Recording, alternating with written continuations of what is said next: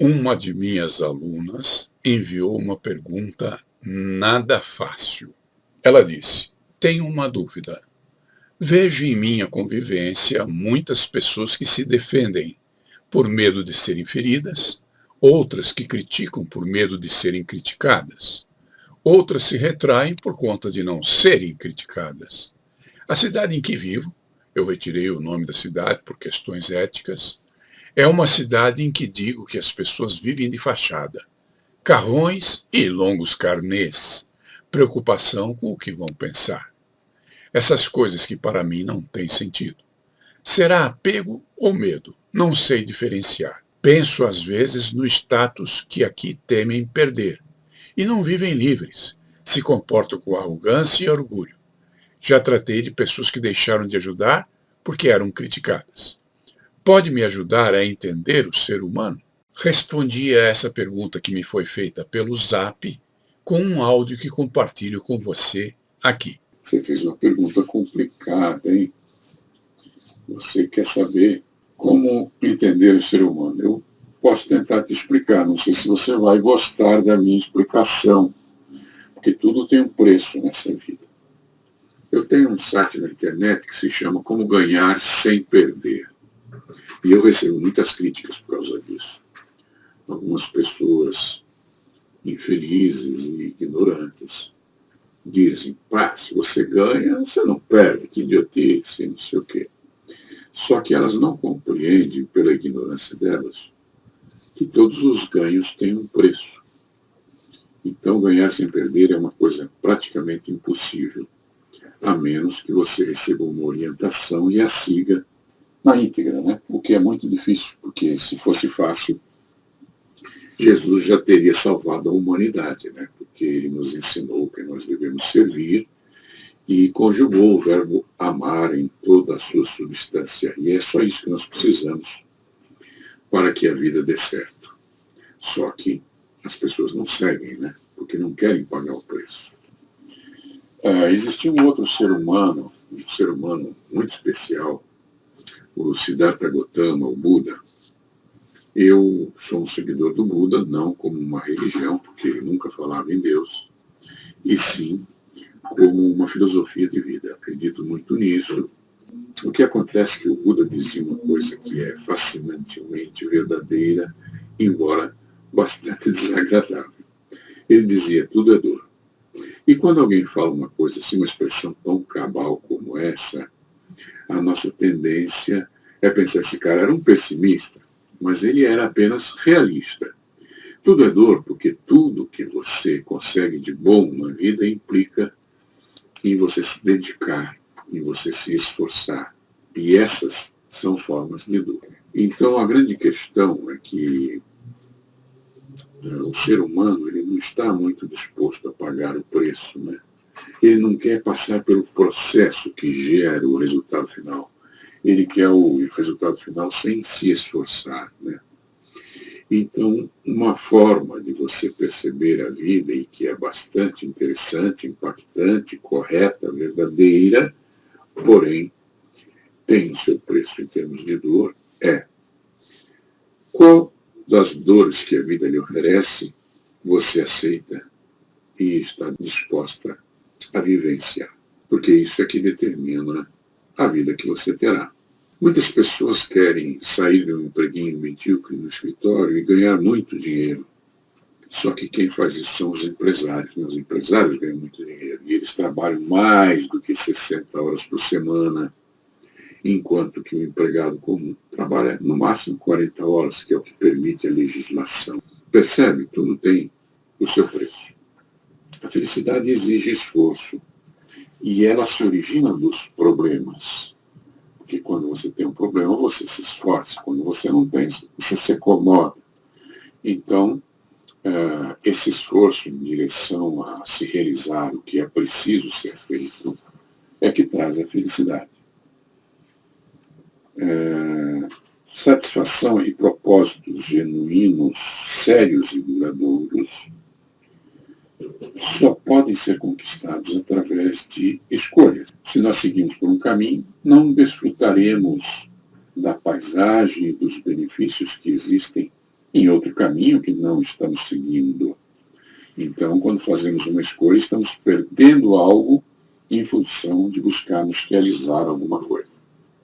Muita gente quer ter um corpo maravilhoso, em forma, barriga tipo tanquinho, etc. Mas não quer passar pelo cansaço, o sofrimento e o esforço de ficar horas na academia malhando, ou praticando uma restrição alimentar, ou deixando de comer carboidratos e doces, percebe? Tudo tem seu preço. Ninguém se torna um empreendedor bem-sucedido se não investir um bom tempo para avaliar riscos, incertezas, fracassos, dedicações, etc.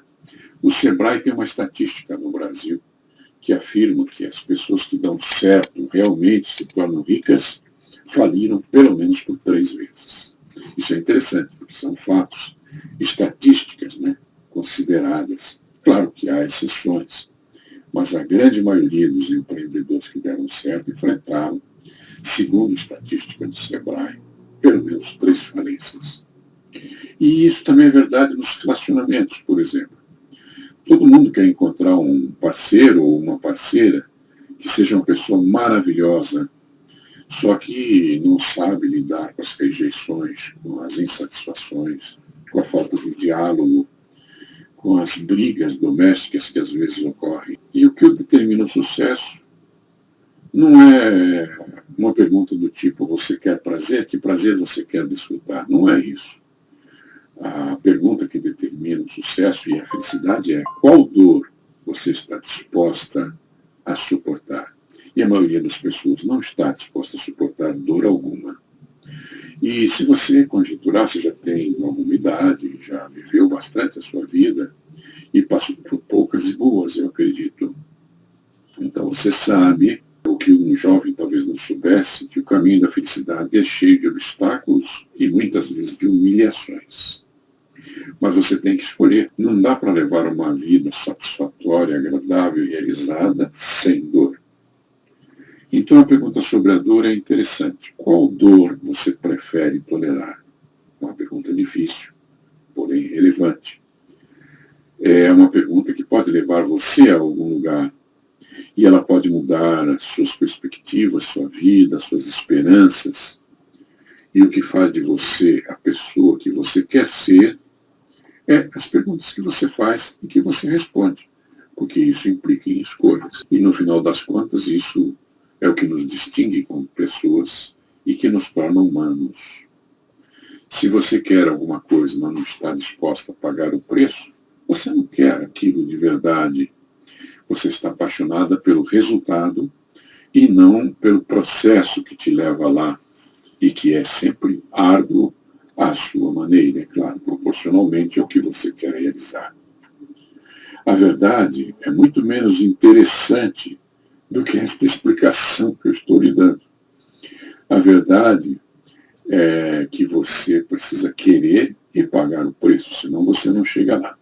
E o que isso tem a ver com a tua pergunta? Como entender o ser humano? Estou chegando lá. Quando você espera a recompensa final e não as dificuldades que terá que enfrentar para tê-las, então você está se ligando no resultado e não no processo. Eu fui lutador há muitos anos na juventude, ensinei Kung Fu há muito tempo. E o que eu descobri? Que aquele que é apaixonado pela vitória tem que ser apaixonado pela luta, porque sem a luta não há vitória. Nós somos definidos pelas batalhas que enfrentamos e por essa gente desagradável que às vezes temos que lidar, que você mencionou aqui. As pessoas gostam de ver uma luta bonita, mas não querem se esforçar para se tornarem lutadores eficazes. A maioria das pessoas não quer. E tudo isso que eu te falei não tem nada a ver com força de vontade, coragem, e nem mesmo aquelas repetições de ladainhas que você já ouviu de que não há vitória sem dor. O importante aqui é compreender que o princípio básico da vida é que as batalhas que você escolhe é que determinam as conquistas que você terá. No processo de subir uma imensa ladeira da vida para que você consiga essa realização. Só que algumas pessoas estão subindo lentamente na expectativa de poder parar de quando em quando E essas pessoas não entenderam nada, porque a alegria está justamente na subida. Agora, como entender o ser humano? O preço é caro. Se você tem Netflix, existe um filme terrível que você deve assistir. Assistir com reflexão, porque o filme é terrível mesmo. Chama-se O Poço. Então eu vou te dar, não um spoiler, mas algumas dicas para você observar esse filme, se você estiver disposta a pagar esse preço. Você vai entender bem o ser humano, vai entender mais do que você já entende hoje, se assistir esse filme. Mas ele é um filme terrível. Nesse filme, pessoas estão numa prisão, que tem no centro da prisão uma espécie de poço. E descendo lá de cima vem uma mesa com a comida que eles irão comer. Em geral, eles estão em 2 pessoas em cada cela. E você tem um tempo limitado para se alimentar, e aquela rampa que está descendo ali através do poço vai prosseguir sua caminhada lá para baixo. E é óbvio que a comida que é feita com muito carinho, você vai ver no filme que há um chefe de cozinha com muitos cozinheiros preparando essa refeição, e ela é realmente muito especial. Só que ela está surgindo lá no, eu não sei que andar que existe lá em cima, vamos dizer que fosse o do 150º andar. Desce de lá essa prancha contendo iguarias preciosas. Mas à medida que as pessoas dos andares de cima vão comendo, e às vezes em excesso, sem pensarem nos outros, as pessoas dos andares de baixo são prejudicadas. E nos andares mais baixos não tem nem comida para comer, e tem que fazer jejum, ou serem antropófagos, comerem uns aos outros. O filme é terrível, mas a mensagem é interessante, porque há 2 pessoas lúcidas lá dentro. Uma delas é um homem que está lendo um livro, o Don Quixote de La Mancha, e é uma senhora, uma moça, que vai entrar mais ou menos na metade do filme, e que era parte da administração desse lugar. E de repente ela está lá com um cachorrinho bacê, porque você pode levar uma só coisa para dentro dessa prisão. E ela levou um cachorrinho bacê. E ela prepara 2 pratos razoáveis e diz para as pessoas que estão nos andares de baixo: olha, preparei 2 pratos. Comam só desses 2 pratos, um para cada um de vocês, porque senão as pessoas embaixo de vocês não terão comida suficiente para comer. Mas ninguém aceita esse tipo de conselho. Então, para entender o ser humano, entenda que somos todos um só. É difícil de entender e eu não vou me aprofundar porque não quero confundir você. Só que cada um de nós vive todos os papéis que você vê na vida. É a minha crença. Agora, se nós não fôssemos egoístas e seguíssemos o que o Nazareno pregou, que é amor e servir, nós respeitaríamos a pessoa dessa prisão e comeríamos apenas o suficiente para nos saciarmos. E se todos fizessem isso, todos teriam o suficiente para comer e não haveria sofrimento. Só que os seres humanos não são assim. Os seres humanos estão num processo de evolução e eles precisam passar pelos problemas para entender que o egoísmo é que nos impede de sermos felizes. E o ser humano não entende isso ainda. Espero que um dia ele cresça. Não será na minha nem na sua geração.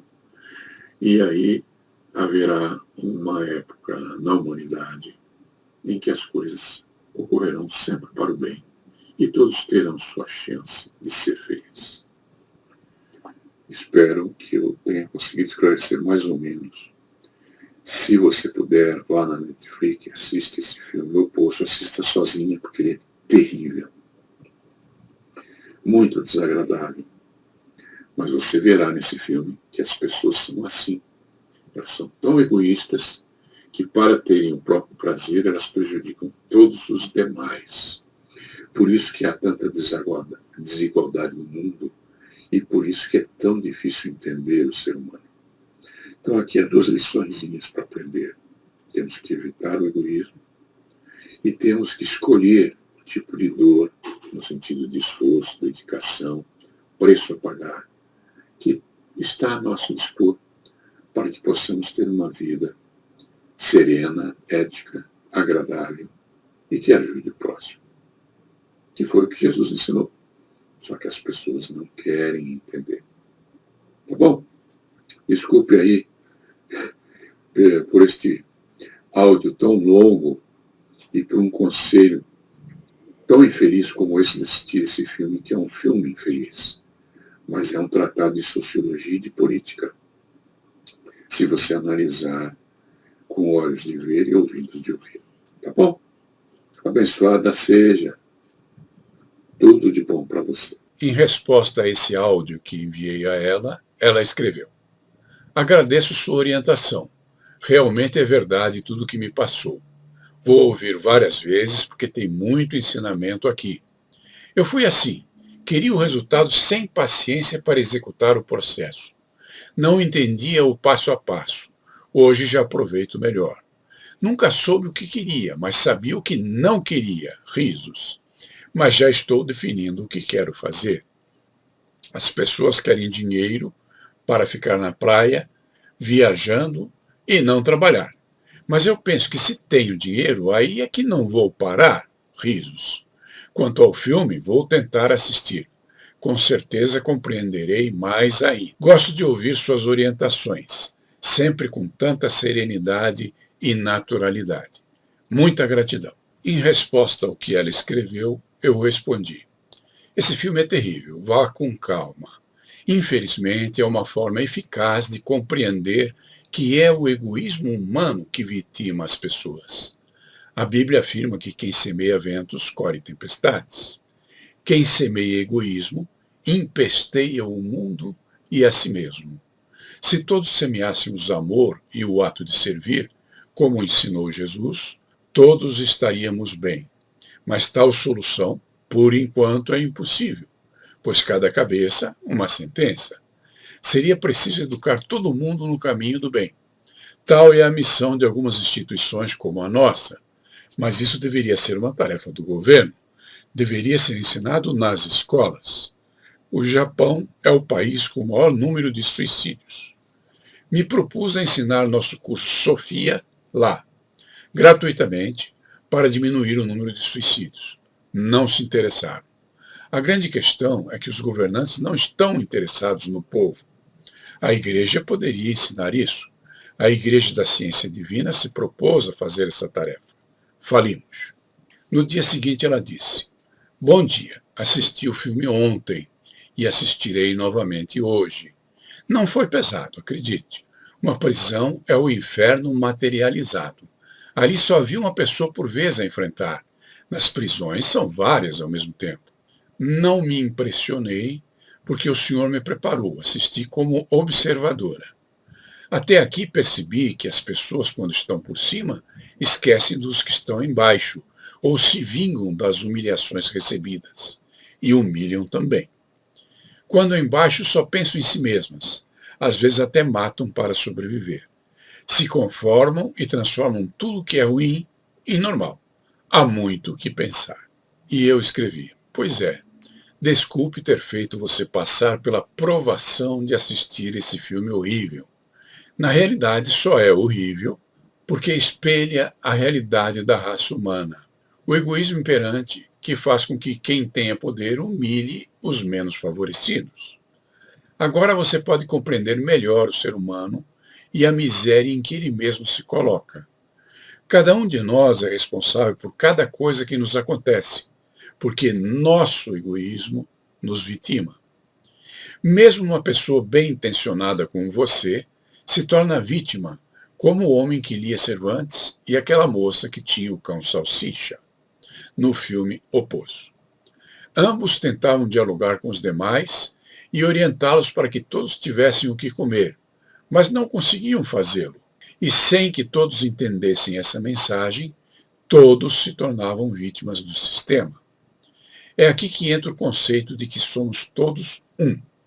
Não adianta haver alguns poucos que são conscientes e que tentam ajudar o próximo, porque enquanto todos não entenderem isso, Os poucos que entendem serão apenas um número no total das pessoas que são vítimas do sistema. É minha convicção que ou se salvam todos, ou todos perecem. Não é possível salvarem-se alguns, enquanto outros perecem.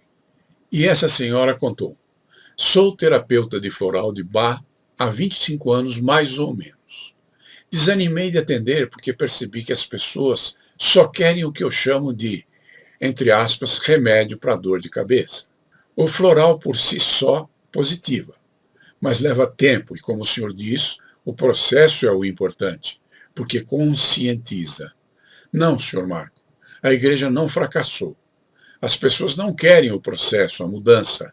Elas querem que o papa, o pastor, o monge, o orientador espiritual, o psicólogo, o psiquiatra, o governo, enfim, o outro, resolva os problemas por elas.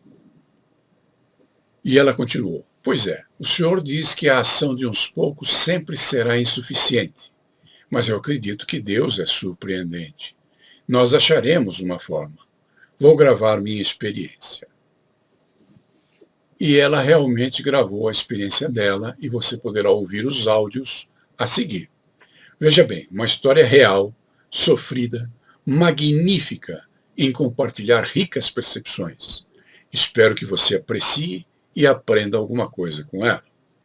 Sabe, Sr. Marco, eu nasci em São Paulo, na Zona Norte. Ali em Vila Maria, Jardim Japão, é um lugar onde tinha muitos portugueses. E minha mãe sempre foi de trabalhar na caridade. Ela trabalhava na Caritas da paróquia São Francisco Xavier. Então, o que ela fazia? Voluntariamente, ela pesava e fazia cestas básicas para doar para as pessoas necessitadas, na época que a igreja ainda tinha esse tipo de serviço. E então o que acontece? Meus pais se separaram. Eu tinha 4 aninhos de idade. E praticamente, minha mãe teve que trabalhar de empregada doméstica. Eu tenho 3 irmãos mais velhos, 3 homens e eu de mulher. E a minha mãe, ela foi ser empregada doméstica na casa paroquial. Eu convivi, mas até meus 13 anos a minha mãe foi empregada dos padres, então foram 10 anos lá. E assim, nasci vendo muitos padres que, nossa, eu dizia, nada a ver, como é que esse cara vai ser padre? Seminaristas, sabe, de oba-oba. E realmente eles se tornaram padres. E assim, então, tinham outros que, nossa, era um amor, era padre mesmo, vocação, sabe? Bem, ali eu fui crescendo e eu muito observadora. E depois que a minha mãe saiu de lá, não participei mais na igreja, porque já chegou a adolescência, aquela fase de rebeldia. Bom, aos 22 anos, eu saí de São Paulo. Eu fui conhecer a igreja. Acredite, eu namorava o filho do tesoureiro. Nós viajamos com dinheiro da igreja. Uma coisa assim muito maluca, né? Do dízimo e aquilo lá, eu nem sabia. Fomos a Mirassol, passeamos no interior. E, bem, conheci um lado muito louco, muito podre. E, por outro lado, eu me questionava, só quem receber Jesus, quer dizer que eu questionava, japonês, será que já conhece Jesus? Eu falava, lá tem budismo, lá tem outras coisas, indiano não conhece. Aí eu comecei a questionar isso, sabe? E eu via muito preconceito. Bom, me desanimei. Aí eu fui conhecer outra doutrina que é chamada Espiritismo. Gostei, tudo. E não sei, parece que me deu uma esperança. O espiritismo mais a nível Allan Kardec, né? Mesa branca, como o povo fala. Bom, deixei esse namorado, não deu certo. Parti para o espiritismo. No espiritismo, eu conheci um paranormal cheio de perereco no corpo, cheio de problemas. E no Espiritismo, eles falavam assim, não pode fazer trabalho espiritual em casa. Mas a vida nossa é uma vida espiritual, né? Convivemos com o mundo espiritual e aquilo eu não entendia muito bem. E como que eu ia fazer para procurar um centro espírita para socorrer meu marido, sendo que de madrugada ele passava mal. Então, não dava muito certo. Mas, tudo bem, fomos crescendo, adotei nossos filhos, dois, um menino e a menina. Então, falava assim, o orientador espiritual, um homem que eu amo de paixão, já falecido, ele disse, e falava para todo o pessoal do centro ouvir, ela tem um resgate. Então, quer dizer, o espiritismo na vida real, né?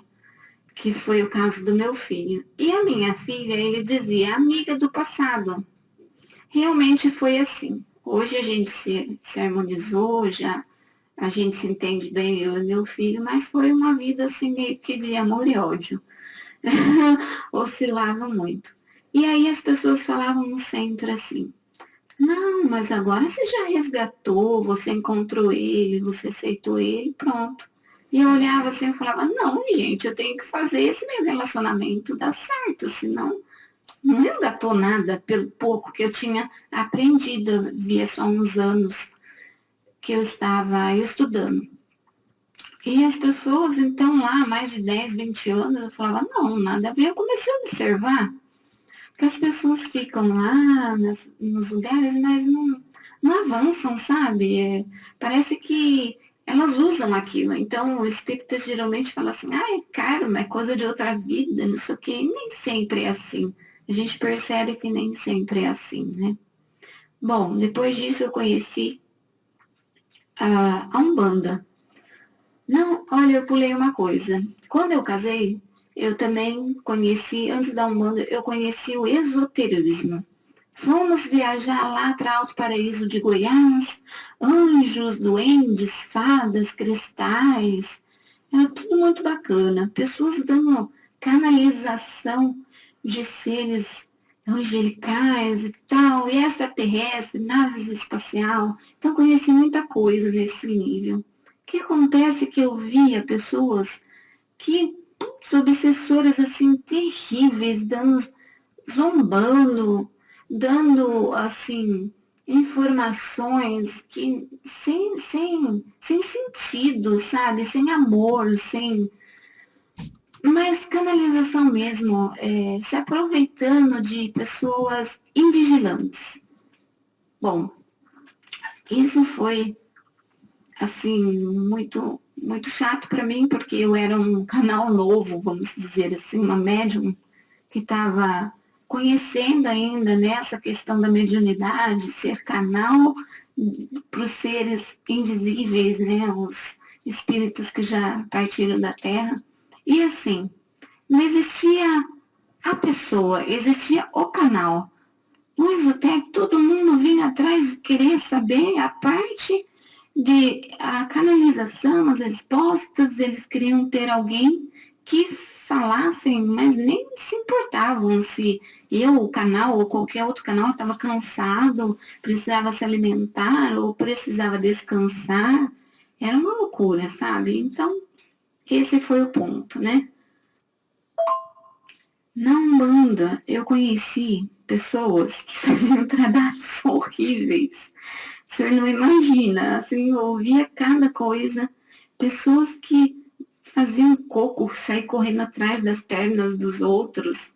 Eram umas coisas, assim, muito malucas, que pessoas que queriam que o outro adoecesse porque, brigou, ou porque a pessoa passou a perna no serviço. Coisas, assim, muito baixas, vamos falar, né? Bom, não era, eu nunca gostei muito, era muito, achava uma coisa assim, sem sentido, uma coisa que deveria ser divina, né, usar para o bem. Bom, fui conhecer mais para frente e sempre voltava pro estudo espírita, kardecista, o Evangelho de Jesus e tudo aquilo. Conheci também E aí, onde que minha filha, eu acho que fui conhecer por conta dela, encontrar o marido dela, conheci os Mormons. Achei muito bacana, fui batizada como Mormon, e é muito cheio de regras e normas, normas, mas eu percebi uma coisa interessante, como Deus fala com a gente na linguagem da gente, né? Muitas pessoas que estão ali, se elas não tivessem essas regras, essas normas, quantas mulheres estariam ali perdidas ou por causa de homens, e quantos homens não estariam nas bebedeiras da vida, sabe?